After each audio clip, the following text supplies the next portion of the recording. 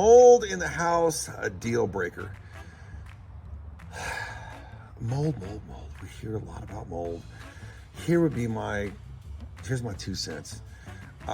Mold's everywhere. It's even on our salad. So, depending on your salad, if you're getting a blue cheese salad. The thought that comes to mind is this. We may see discoloration in the attic. We may see discoloration under a sink or behind some area, or even in a bedroom or something that doesn't have good ventilation. Okay, when we see it, we're just gonna note it. I don't think it's a good idea to automatically assume because it looks black, it must be toxic black mold. The only way we can really truly identify whether or not mold is truly mold, or what species it is, if you will, is that we come in and take a sample and take it to the lab, or send it to the lab and let the lab give us the results, and now you understand what you have. There's a lot of different kinds of mold.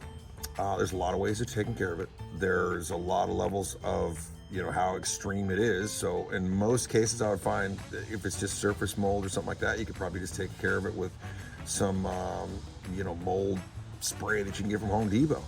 I think in the attic, oftentimes if we have fans that are pumping up into the attic and they fell down and they're not connected anymore, and it may be a little more extreme, might need some more extreme measures taken. And then there's the really extreme measures, like I had somebody just call me this morning, and their tenants were out of the country for a month, and just a couple weeks ago we had power that was off in some areas, and then it froze and it broke the water line and nobody was in there, so it just flooded everything and it made a mess for a month. Well, now everything needs to get torn out.